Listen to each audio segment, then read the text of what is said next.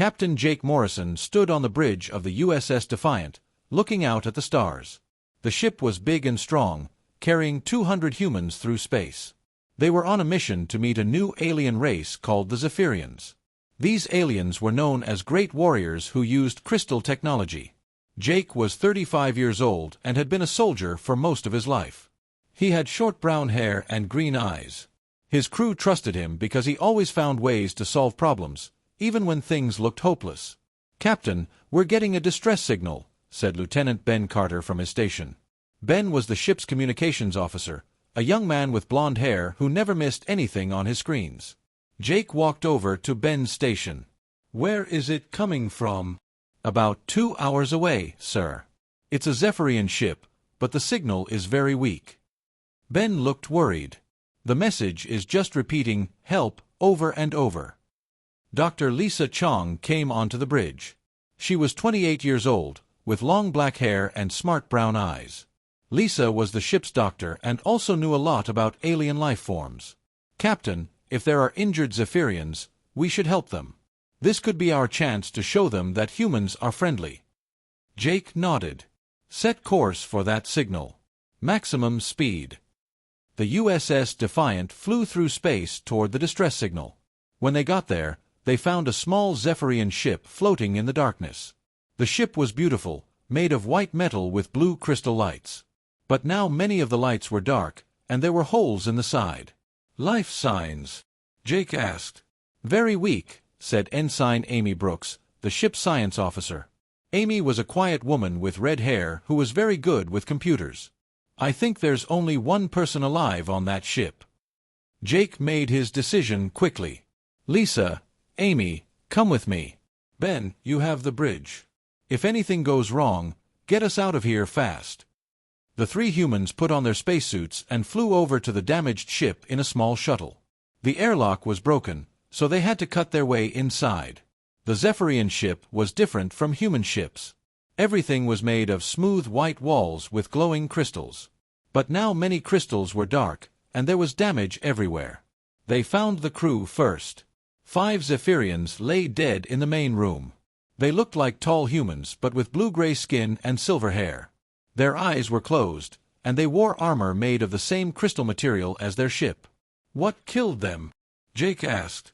Lisa scanned the bodies with her medical device. "Poison. Something very strong. They died quickly."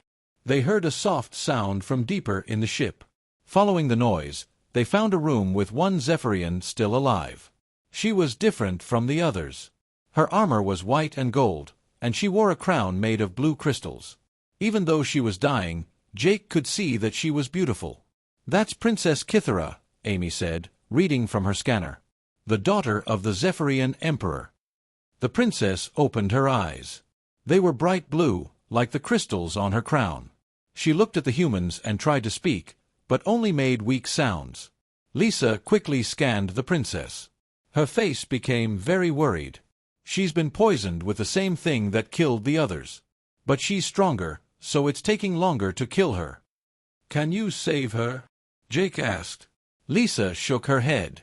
"I don't know anything about Zephyrian medicine. Their bodies are very different from ours." She looked at her scanner again. "Wait. This is strange. What is it?" "The poison in her system. I think human blood might be able to fight it. Human blood has special things in it that could clean out the poison." Lisa looked up at Jake. "But I've never tried this before. It might not work, and it could be dangerous for both the human and the princess." Jake looked down at Princess Kythera. She was so young, and she was dying. He thought about the war that might happen if she died. He thought about his mission to make peace between humans and Zephyrians. "Use my blood," Jake said. "Captain, we don't know what will happen," Lisa said. "This has never been done before." "She's going to die if we don't try," Jake replied. "And if the princess dies, there might be war between our people. We have to try." Lisa nodded slowly. She got her medical equipment ready while Amy helped move the princess to a better position. Princess Kythera was very weak, but she seemed to understand what they were trying to do. Jake sat down next to the princess and rolled up his sleeve. Lisa put a needle in his arm and another in the princess's arm. Red human blood began to flow into the blue veins of the alien princess. At first, nothing happened. Then Princess Kithara began to glow softly. The crystals on her crown started to light up again. Jake felt dizzy, but he told Lisa to keep going. "Something's happening," Amy said, watching her scanner. "The poison levels in the princess are going down. The human blood is working." But then something strange happened. Jake began to see things that weren't there. He saw images of a beautiful crystal city, of tall aliens bowing to a young princess, of space battles with ships he had never seen before. "Jake, what's wrong?" Lisa asked. "I'm seeing things," Jake said. "Things from her life, I think." Princess Kithara's eyes suddenly opened wide. She looked right at Jake and spoke in perfect English. "I can feel your thoughts, human warrior." Lisa's scanner started making loud noises. "This is impossible. Their brain patterns are starting to match each other." The blood transfusion finished, but Jake and the princess kept looking at each other. Jake could feel something connecting them, like an invisible rope between their minds. Princess Kithara sat up slowly. Her skin looked healthier, and her eyes were bright again. "You saved my life, Captain Morrison. But you have done more than that. You have created something that has not happened for 1,000 years." "What do you mean?" Jake asked. "A bond," she said. "Your life essence is now mixed with mine. We are connected in ways that your people and mine will not understand." Lisa helped Jake stand up. He felt weak but also different somehow. Stronger in some ways, but also confused. "We need to get back to our ship," Jake said. "You can come with us, Princess. You'll be safe there." Princess Kithara nodded. "Yes. But know this, Captain Morrison. What we have done today will change everything. For both our peoples." As they prepared to leave the damaged Zephyrian ship, Jake wondered what he had gotten himself into. He had saved the princess's life, but something told him that this was just the beginning of a much bigger story. 3 days had passed since Jake Morrison saved Princess Kithara's life. Now she was in the medical bay of the USS Defiant, and Dr. Lisa Chong was watching both of them very carefully. Jake sat in the chair next to the princess's bed. He looked tired, with dark circles under his eyes. He had not been sleeping well because every time he closed his eyes, he saw strange dreams that were not his own. "Tell me what you're feeling," Lisa said to Jake, holding her medical scanner. "It's hard to explain," Jake said. "Sometimes I know things I shouldn't know. Like, I know that Princess Kithara's favorite food is something called crystal fruit, even though she never told me that." Princess Kithara smiled weakly. "It is true. Crystal fruit grows on my home world. It tastes like your earth strawberries but is blue and glows in the dark." Lisa looked at her scanner.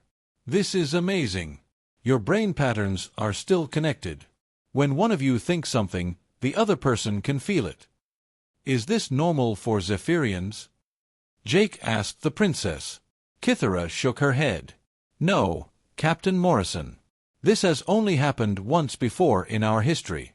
1,000 years ago, a Zephyrian warrior shared blood with a creature from another world to save its life. They became bonded for the rest of their lives." "What happened to them?" Jake asked. "They became the greatest team of warriors our people ever knew. Together, they could do things that neither could do alone. They protected our empire for many years." The princess paused. But the bond also made some people afraid. They thought it was dangerous to mix with other life forms. Jake felt a strange pain in his head. Suddenly, he could see images of a crystal city under attack. He saw Zephyrian warriors fighting against strange dark creatures. He saw an older male Zephyrian with a crown, looking very worried. "That's my father," Princess Kithara said softly. "You're seeing his memories through me. He's the emperor, and he's very worried about what has happened to us." Lisa put away her scanner. "I need to report this to Earth Command. They need to know what happened." "No," Jake said quickly. "Not yet. If Earth finds out about this bond, they might think it's dangerous. They might try to separate us or use us as weapons. And if my people find out," Princess Kithara added, "some of them will want to kill both of us.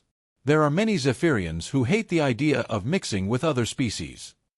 Lisa looked worried. But we can't hide this forever. Other crew members are starting to notice strange things. She was right. That morning, Jake had known that Ensign Amy Brooks was going to spill coffee on her uniform before it happened. Yesterday, he had fixed a problem with the ship's engines using knowledge he had never learned. Princess Kithara was changing too. She was learning human language faster than anyone thought possible. She also seemed to understand human emotions in a way that surprised everyone. "There's something else," Jake said. "I can feel when the princess is in danger, even when I'm not near her. And I can sense Captain Morrison's location anywhere on this ship," Princess Kithara added. "It is as if we are two parts of the same person now." Suddenly, alarms began ringing throughout the ship. Lieutenant Ben Carter's voice came over the speakers. "Captain, to the bridge, immediately. We have Zephyrian ships approaching." Jake jumped up and ran to the bridge. Princess Kithara tried to follow, but Lisa made her stay in the medical bay. On the bridge, Jake could see 3 large Zephyrian warships on the main screen. They were beautiful but scary, covered in sharp crystal spikes and glowing with blue energy. "They're demanding that we give them the princess," Ben said. "They say she's been contaminated by human contact." Jake felt anger rising in his chest, but he realized it wasn't his anger. It was Princess Kithara's anger, coming through their bond. She was upset that her own people were treating her like she was diseased. "Open a channel," Jake ordered. A tall Zephyrian appeared on the screen. He wore black armor and had cold silver eyes. His face was hard and mean-looking. "I am General Vaxon Krell of the Zephyrian Empire," the alien said. "You will return Princess Kithara to us immediately." "The princess is safe here," Jake replied. "She was poisoned. We saved her life." General Krell's eyes became even colder. "You have contaminated the royal bloodline with your inferior human essence. This is an act of war against our empire." Jake felt another flash of emotion from Princess Kithara. This time it was fear, but not fear of dying. She was afraid of General Krell for other reasons. "The princess is free to leave if she wants to," Jake said. "But she's also free to stay." "You do not understand, human," General Krell said. "The princess was to be my wife. Now she is ruined. You have destroyed our engagement and brought shame to our empire." Now Jake understood. General Krell wasn't just angry about the bond. He was angry because he had lost his chance to marry the princess and become the next emperor. "I will give you 1 hour to return the princess," General Krell continued. "If you do not, we will take her by force and destroy your ship." The screen went black. Jake felt Princess Kithara calling to him through their bond. He went back to the medical bay quickly. "I heard everything," she said before he could speak. "Vaxon Krell has been planning to take over the empire for years. Marrying me was part of his plan." "So he's the one who poisoned you," Jake said. Princess Kithara nodded. "I think so. He wanted to kill me and blame it on humans. That would give him a reason to start a war and take power." Dr. Lisa Chong looked between them. "What are we going to do?" Jake felt strength flowing into him through his bond with the princess. Ideas came to his mind, ideas that were both human and Zephyrian at the same time. "We're going to fight," he said. "But not the way they expect." He turned to Princess Kithara. "Can you contact your father directly?" "Yes, but it will be dangerous. If Krell finds out, he will attack immediately." "Then we better make it fast," Jake said. Princess Kithara closed her eyes and touched the crystal crown on her head. The crystals began to glow brighter and brighter. Jake felt energy flowing between them. Somehow, through their bond, he was helping her make the connection stronger. Far away on the Zephyrian homeworld, Emperor Theron Veltar was sitting on his crystal throne when his daughter's voice suddenly filled his mind. "Father, I am alive, but I am in great danger. General Krell tried to kill me and is now trying to start a war with the humans. The human captain saved my life, and now we are bonded. You must stop Krell before he destroys everything." The message was so clear and strong that the Emperor knew it was real. His daughter was alive, and she was telling the truth about General Krell. Back on the USS Defiant, Princess Kithara opened her eyes. It is done. My father knows the truth now. Jake felt hope growing in his chest. But he also felt something else through their bond. Danger was coming, and it was coming fast. Everyone to battle stations, he ordered. General Krell isn't going to wait for an answer from the Emperor. The battle with General Krell's ships was over, but Jake Morrison felt no joy. They had won, but barely. The USS Defiant was damaged, and 3 crew members were hurt. Worse, Jake knew that Krell had escaped and would be back with more ships. Jake sat in his quarters with Princess Kithara, trying to understand what was happening to them. Their bond was getting stronger every day. Now he could feel her emotions as clearly as his own. "There's something I haven't told you," Princess Kithara said quietly. "About the ancient bond from our history." Jake looked at her. "What is it?" "The warrior and creature who bonded 1,000 years ago. They weren't just fighters. They could see the future sometimes. They could work together in ways that seemed like magic." She paused. But the bond also drove them apart from their own people. In the end, they had only each other. Jake felt a chill. "Is that what's going to happen to us?" Before Princess Kithara could answer, Dr. Lisa Chong came into the room. She looked excited but also worried. "I've been studying your blood samples," Lisa said. "Both of you. And I found something amazing." She sat down and pulled out her tablet computer. "Jake, your blood now has traces of Zephyrian crystal energy. Kithara, your blood has human genetic markers that weren't there before." "What does that mean?" Jake asked. "It means you're both changing. Becoming something new. Something that's part human and part Zephyrian." Lisa looked at her tablet again. "But there's more. I found something in the crystal energy patterns." She showed them the screen. "These patterns match ancient Zephyrian writing. It's like your bond is creating a message." Princess Kithara studied the patterns carefully. Her eyes went wide. "I need to see the Royal Library. There are old books there that might explain this." "The Royal Library is on your home world," Jake said. "We can't go there. Your people want to kill me." "Not all of them," Princess Kithara said. "My brother Prince Zephan is different. He believes in peace between species. And my father, after our message, he's been asking questions about General Krell." Jake felt something through their bond. It was like a voice calling to them from far away. "Do you feel that?"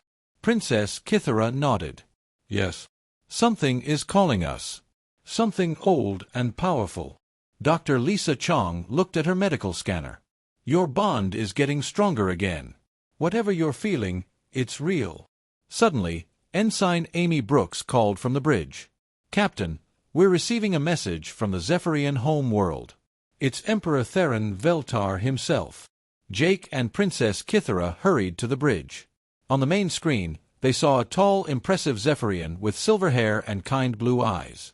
He wore a crown made of the same crystals as his daughters, but much larger. "My daughter," the Emperor said, and his voice was full of love and relief. "I am so happy you are alive." "Father," Princess Kithara said, tears in her eyes. The Emperor looked at Jake. "Captain Morrison, my daughter has told me what you did. You saved her life when you could have let her die. For this, I am forever in your debt." "I only did what anyone would do," Jake said. "No," the Emperor replied. "You did what few would do. You risked your life for a stranger from another world." He paused. "But now we face a bigger problem. General Krell has convinced many of our military leaders that humans are dangerous. He is gathering ships to attack your world." Jake felt Princess Kithara's fear through their bond. "How many ships?" "Too many for your people to fight alone," the Emperor said sadly.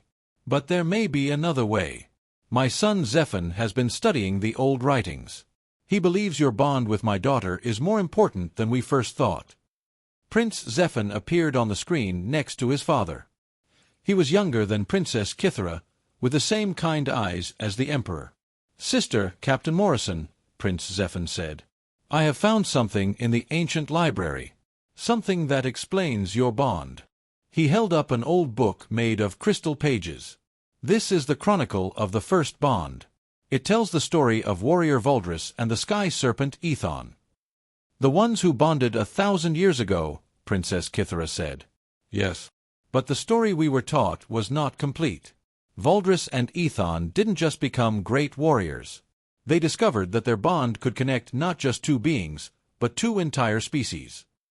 Jake felt excitement and fear at the same time. What do you mean? Prince Zephyr continued reading from the crystal book. When two beings from different worlds share life essence in an act of pure sacrifice, they become a bridge between their peoples. Through them, both species can learn from each other and grow stronger. But there's more, the Emperor added. The book speaks of an ancient enemy. Beings made of dark energy who feed on war and hatred between different species. They have been working for thousands of years to keep all the intelligent races in the galaxy fighting each other. Jake remembered the images he had seen through his bond with Princess Kithara. Dark creatures attacking the Crystal City. The Void Collective. Princess Kithara looked surprised. How do you know that name? I saw it in one of your memories, I think. Or maybe one of your ancestors' memories.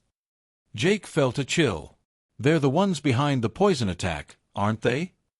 The Emperor nodded grimly. We believe so. General Krell may think he's working for himself, but the Void Collective has been influencing him for years.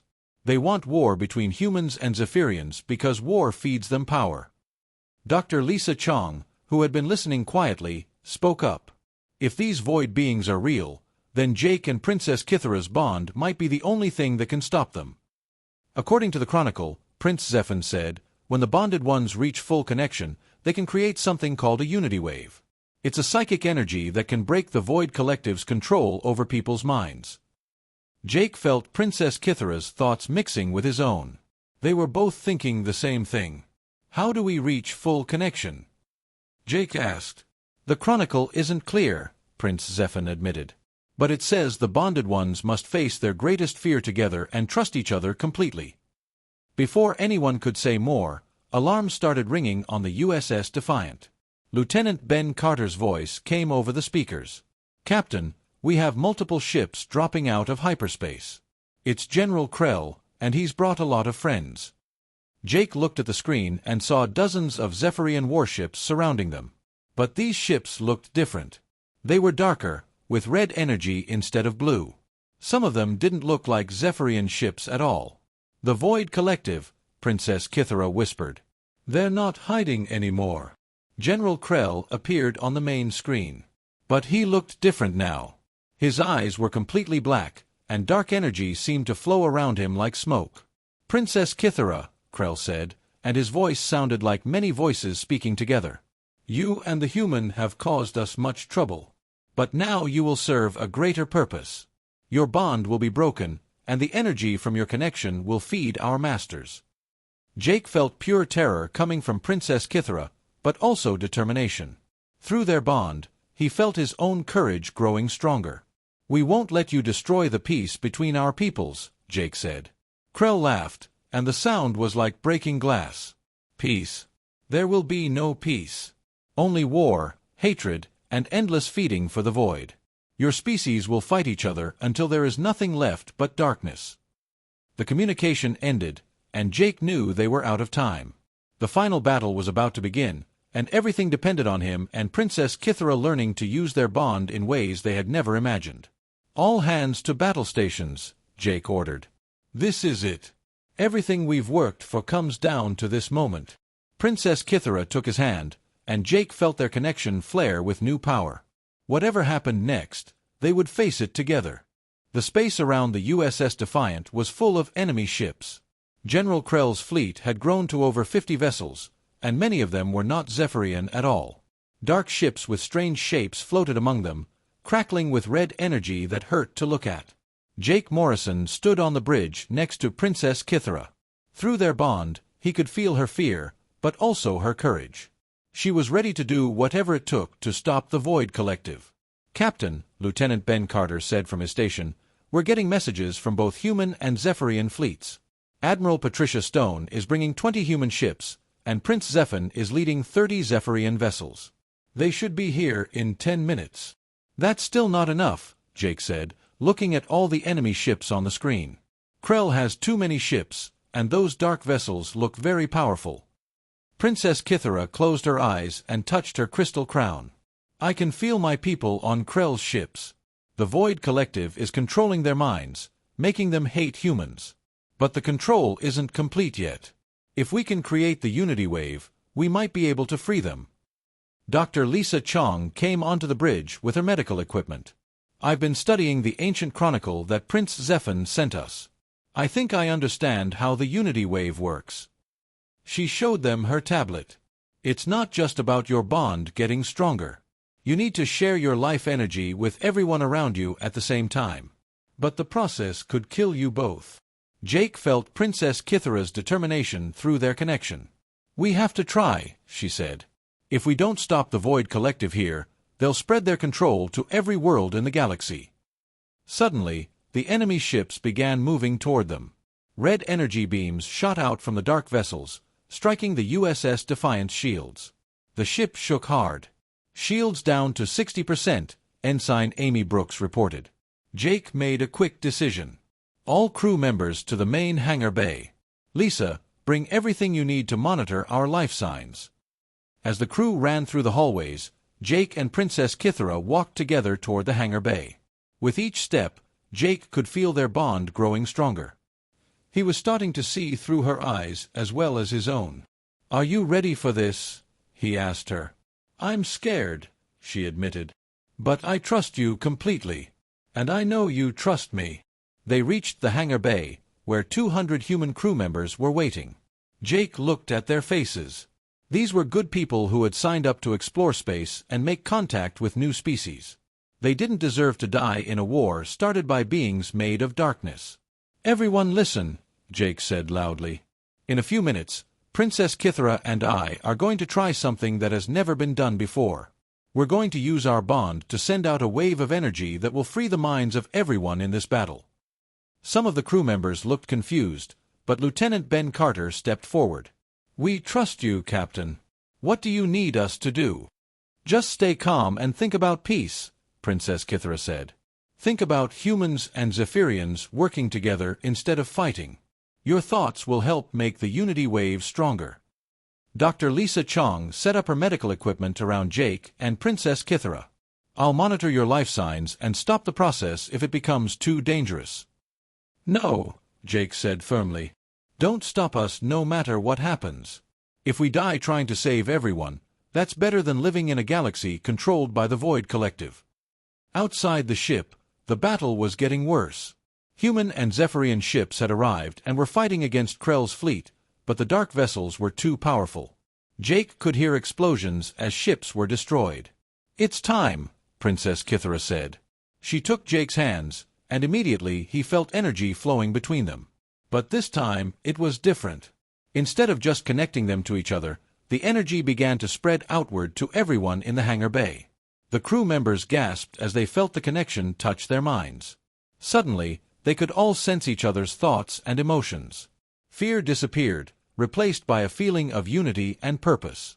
It's working, Dr. Lisa Chong said, watching her scanners. The energy is spreading beyond the ship. Jake could feel it too. The unity wave was reaching out through space, touching the minds of everyone in the battle.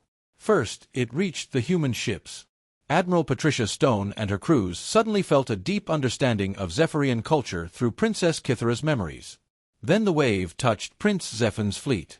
The Zephyrian warriors experienced human emotions and thoughts through Jake's mind. They felt human courage, human love for family, human hope for the future. The Zephyrians are breaking away from Krell's fleet, Amy Brooks reported, her voice full of wonder. They're turning their weapons on the dark ships instead. But the unity wave wasn't finished. It kept growing stronger, reaching toward General Krell's controlled ships. As it touched each vessel, the Zephyrian crews inside began to wake up from the Void Collective's influence. Jake felt the strain of channeling so much energy. His vision was getting blurry, and he could taste blood in his mouth. Through their bond, he felt that Princess Kithara was suffering too. Don't stop, she whispered. We're almost there. The unity wave finally reached General Krell's flagship. Jake felt the wave hit the dark energy surrounding Krell's mind like a hammer hitting stone. For a moment, nothing happened. Then Krell's voice came over the radio, but now it sounded normal instead of like many voices together. What have I done? The darkness. It made me see humans as enemies, but that was a lie. One by one, the Zephyrian ships under Krell's command stopped firing at the human vessels and turned their weapons on the dark ships instead. The Void Collective's vessels began to retreat, but the Unity Wave followed them. Jake could feel the dark beings screaming as the wave of peace and understanding burned away their power. "They're running," Ben Carter shouted. "The dark ships are jumping to hyperspace." But Jake and Princess Kithara weren't done yet. Through their bond, they could sense other places in the galaxy where the Void Collective had been spreading hatred between different species. They pushed the Unity Wave farther, reaching world after world. On distant planets, wars that had been going on for centuries suddenly stopped as enemies looked at each other and remembered that they were all just trying to protect their families. Ancient hatreds dissolved as different species began to understand each other for the first time. But the effort was too much. Jake felt his strength leaving him. Princess Kithara was glowing so brightly that the crystals on her crown were starting to crack. "That's enough," Dr. Lisa Chong said urgently. "You have to stop before you kill yourselves." Jake wanted to keep going, to push the Unity Wave to every corner of the galaxy, but he felt Princess Kithara's agreement through their bond. They had done what they could. Now it was up to others to continue the work of peace. They let go of each other's hands and collapsed to the floor of the hangar bay. The crew rushed forward to help them. "Are they alive?" someone asked. Dr. Lisa Chong checked her scanners. "Yes, but they're very weak. The bond is still there, but it's changed. It's not just connecting them anymore. It's connecting everyone who was touched by the Unity Wave." Jake opened his eyes and looked at Princess Kithara. She was pale but smiling. "We did it," she said softly. "The Void Collective is gone." "Not gone," she replied. "But their power over people's minds is broken. It will take them a long time to build up their influence again." Admiral Patricia Stone's voice came over the radio. "USS Defiant, this is Admiral Stone. All hostile ships have retreated or surrendered. The battle is over." Then Prince Zephin's voice joined in. "Sister, Captain Morrison, what you have done today will be remembered forever. You have given the galaxy a chance for real peace." Jake struggled to sit up, and the human crew members helped him. He looked around at their faces and saw something new there. They weren't just humans anymore. Through the Unity Wave, they had become part of something bigger. "This is just the beginning," Jake said. "Now we have to build the peace that we fought for." Princess Kithara nodded. Humans and Zephyrians working together. And maybe, someday, all the species in the galaxy united as one. The hangar bay was quiet for a moment as everyone thought about the future they had helped create. Then, slowly they began to cheer. The war was over, and a new age of unity had begun.